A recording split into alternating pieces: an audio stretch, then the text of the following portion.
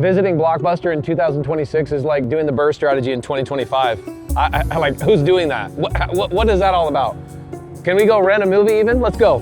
What do you think? They have VHS or CD-ROM? Or do they just sell you an Apple TV so you can stream? Oh my gosh, this is so crazy. The last Blockbuster, dude. Do you get a lot of just people coming in here as tourists? Yeah. You should charge like a tourist fee. No, we're good. People wouldn't come if we charged them less. So people are renting DVDs. Yeah, and Blu-rays and 4Ks. All right. Yeah. Wow. I wonder, how has it survived? Is there like just a local group here that's like... A lot of locals in Bend. Like nostalgia? Yeah, a lot of locals in Bend. How's it going? Good. How you doing? It's good to see you. You too. It's been a long time. Yeah, it's been a long time. Remember the rewinders? Like, this is literally how I feel with like the burst strategy, that I know it exists. There's like people obviously renting from this Blockbuster that keeps it open, but I wouldn't even know what to do. It's like so outdated and the interest rates are so high, it like kills the deal. Even if I gave you one of these DVDs, what are you gonna do with it? Where would you play it at your house? It's the same thing with the burst strategy, guys. Like, what would I do with it? Go get a bank loan in this environment at 7% interest? Like, okay, that sounds great. It literally is like, I wouldn't even know what to do. Is there even a movie that I would be okay renting? Oh my gosh, The Indian in the Cupboard? Bro, what?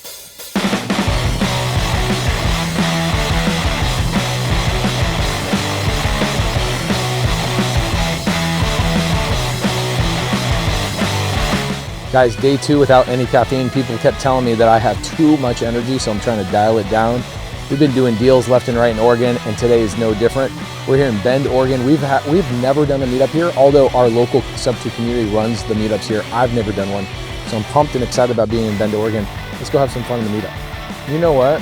Gosh, I want to make more money. Because I just want a house up here. Like, I want to take my kids here and play golf here in the summertime. Like, this is vibe.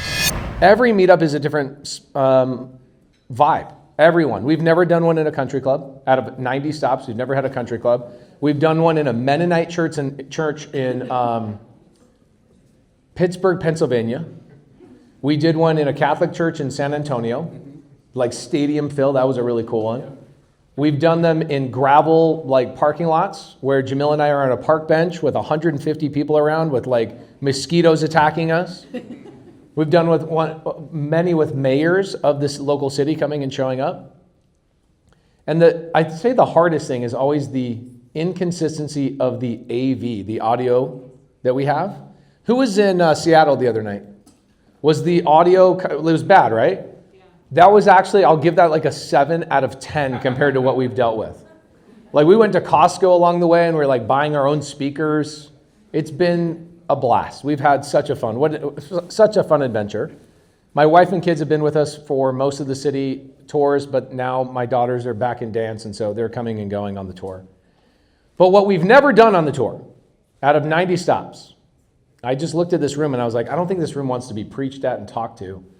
I think this room probably wants more like, hey, I have deals, or hey, I have a problem, or I have a question, or I have this. And I thought we could do a panel or like a Q&A. I know there's some people in here that stop me in the hallway that have deals they're actively working on. They're like, hey, let's talk after the meetup. I want to talk about a deal. I'm like, dude, let's just talk about the freaking deal right now. I funded 2 deals last night, and I funded 2 deals the night before. Maybe I can fund a deal for somebody in here. Maybe I can buy an RV park. Where are my friends that have an RV park under contract? Where are you? Oh, many of them. Okay, you 2 gals. I'm trying to get some equity. Are you guys cool if we do some sort of like Q&A, maybe a panel type of thing? We talk about deals or questions or problems that people have in the room. Is that cool? Yeah. All right, cool. I'll give you, how many people are new to Jamil Damji? How many people are new to Jamil Damji? Okay, so let me give you an understanding of Jamil. I'd say like 10% of the audience knows me, but they don't know Jamil, and vice versa. So Jamil has been the largest wholesaler in the world, like literally in the world. He owned a company called Keegley for several years, about 10 plus years. He had 120 locations, averaging about 30 deals per location, so per month.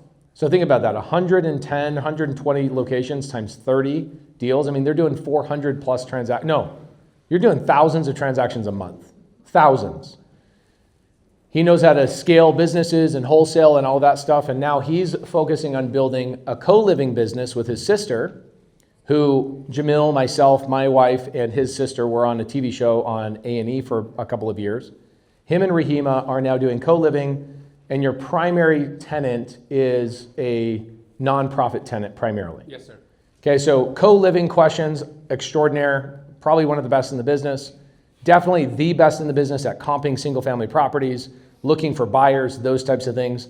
And then I know wild creative finance type of stuff. So, and I also know a lot of people in this room. So if people need connections or you feel like you're stuck on something or, hey, I'd love to buy more of these types of deals, I can connect you with people. I can do whatever you guys need, okay? So we'll probably have time for like 6 or 7 questions because I go long, I talk a lot, I'm sorry. And we'll do a group photo and then we'll network the rest of the night if that's cool with you guys. Are we gonna go play like a emergency 9 after this? I want to make s'mores. This place looks like a place he makes s'mores. Bro, at. I had to go buy this vest just to feel like I belonged in Ben today. Okay, so who's got something? Who has a deal? Anybody have a deal? Landon, you got a deal? Yeah. You definitely don't need help with it, but let's talk about it. I have a home. Right now it's a 4-3. We can easily convert it to a 6-3 or a 7-3 for a sober living home over in Sweet Home, Morby. Where's Sweet Home? Alabama. That's what I thought. He said Sweet Home, I thought about Alabama. Is that close to here? No, it's over the valley. Okay, hold on. It's by Lebanon? Oh! Rachel's dad is here. Over the mountain. Okay. You're from Sweet Home? What's the population there? About 8,000. 8,000. You're from there right now? No, I live in Bend right now. You live in Bend. I grew up there, lived there most of my life. Okay, cool. So you got a 4-3 that can be converted into potentially a 7-3 or maybe even a 7-4 if you really want to spend the money. You think it's a co-living. Or sober. I have sober. They're locked in. I have my operator go walk it. And, okay, so you're looking for a buyer. Pardon? You're looking for a buyer. Tell me the deal. What It's up to 5.25%. I'll be into the deal for probably $4,000 total, if not less. I always like to give sellers moving money, and then I'll just wholesale it. So. Okay, what's the payment on it, and what do you think I could rent it out for if I did sober living? $615. Okay. I have sober living locked in at $3,100 Okay. for 2 years. Then it'll go up to $3,400 Dang. in 2 years. So it's a locked in. Okay, so let me translate that, even though it's really simple. He explained it really well. So he's got a sub-2 deal that he has under contract right now.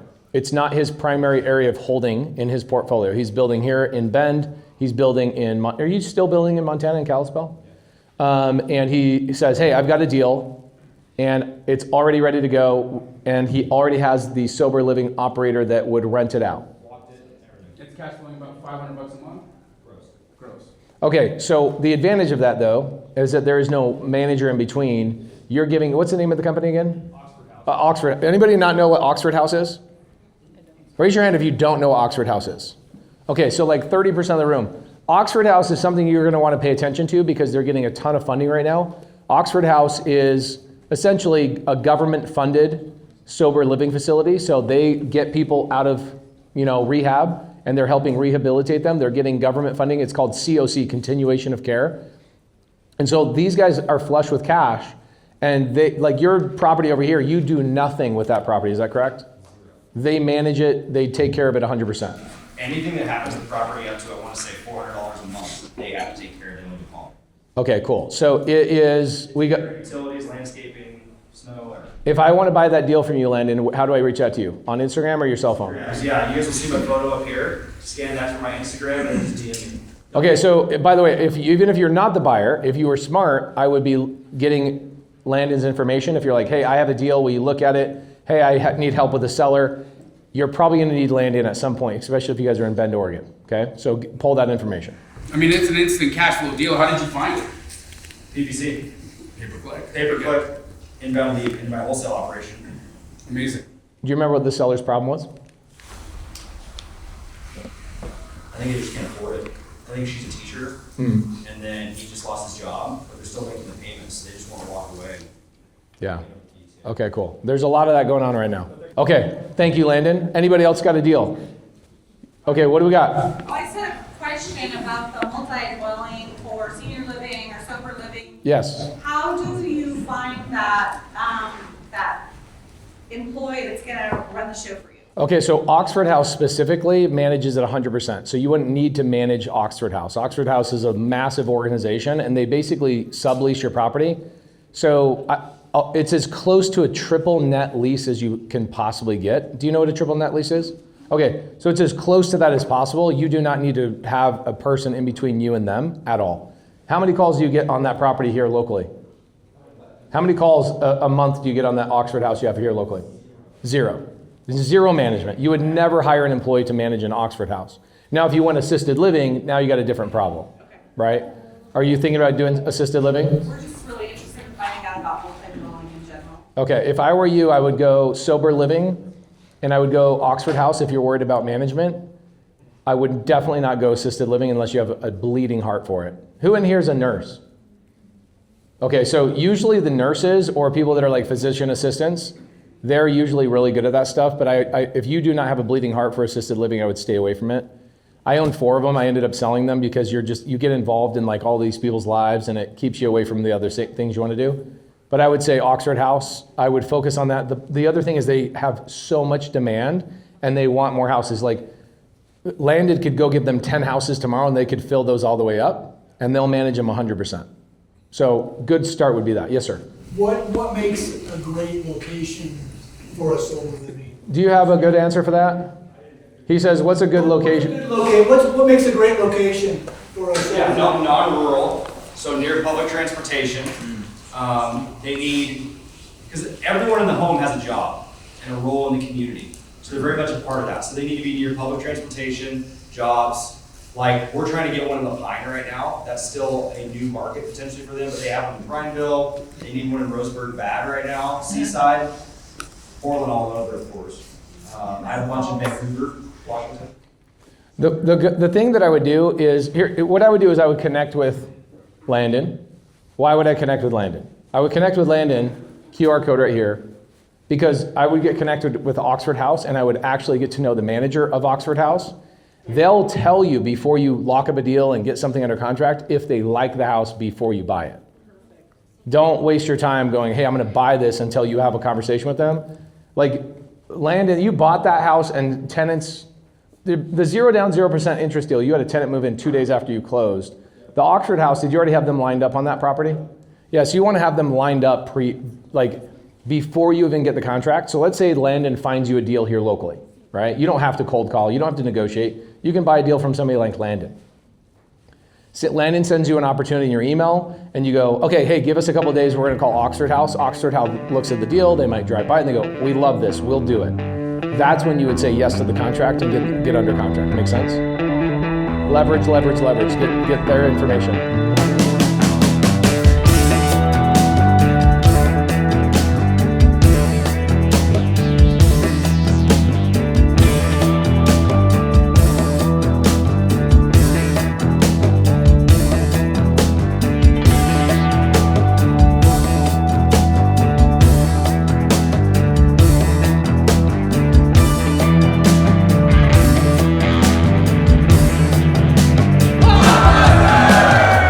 Guys, Bend, Oregon, one of the greatest meetups we had. It was small, it was intimate, but we were able to get into some questions. Pace was teaching people why doing stuff on Zillow is an absolute disaster. You gotta get onto some kind of platform that helps you out, and it was just an all-around good time. So go to creativenationtour.com, make sure you RSVP because there's only like 10 stops left. We'll see you there.